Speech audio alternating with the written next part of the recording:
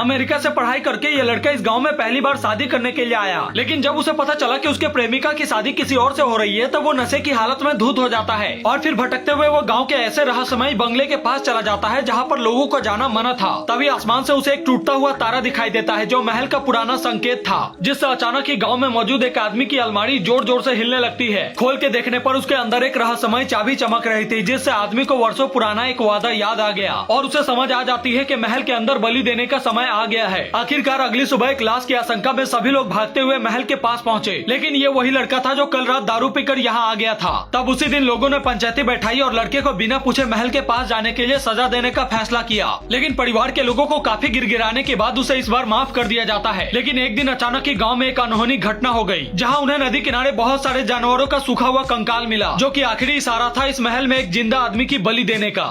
इस अनजान से गांव में एक आनंद नाम का आदमी था जो अपनी मां की मौत के बाद कौवों को खिलाने के लिए खाना बना रहा होता है। वहीं उसका भाई जब भी अपने पुलिस स्टेशन में जाता उसकी गाड़ी पर एक मुर्गा आकर बैठ जाता था, इसीलिए वो उसे अपने साथ ही थाने में ले जाता है। उधर आनंद अपनी मरी हुई मां के लिए खाना बनाकर पहाड़ पर ले गया और कौवों के सामने रख दिया, जहाँ से लौटने के बाद वो गाँव के कुछ लोगों को भी खाना खिलाता है। तभी अगले दिन वो गाँव के एक जमींदार के घर पहुँचा जहाँ उसकी मौत हो चुकी थी, लेकिन तभी वहाँ जाने के बाद वो देखता है की उनका मुर्गा जो उनके साथ आया था वो बिल्कुल अजीब हरकतें कर रहा है। इसीलिए आनंद गाँव के लोगों के पास आकर कहता है कि जमींदार की मौत नहीं हुई बल्कि उसे मारा गया है। साथ ही वो शहर में रहने वाले उसके बेटे को कॉल लगाने की कोशिश करते हैं, लेकिन वो नहीं लग पाता। कुछ देर बाद वहाँ पर एक लड़की आई जो जमींदार की लाश देखने के बाद खुश हो रही थी। ये वही लड़की थी जो जमींदार के बेटे से प्यार करती थी, लेकिन वो उसे छोड़कर शहर भाग गया था। इसलिए एक दिन लड़की घर गई और काफी मेहनत से चिकन बनाकर जमींदार को खाने के लिए देती है, लेकिन खाते ही उसकी मौत हो गई।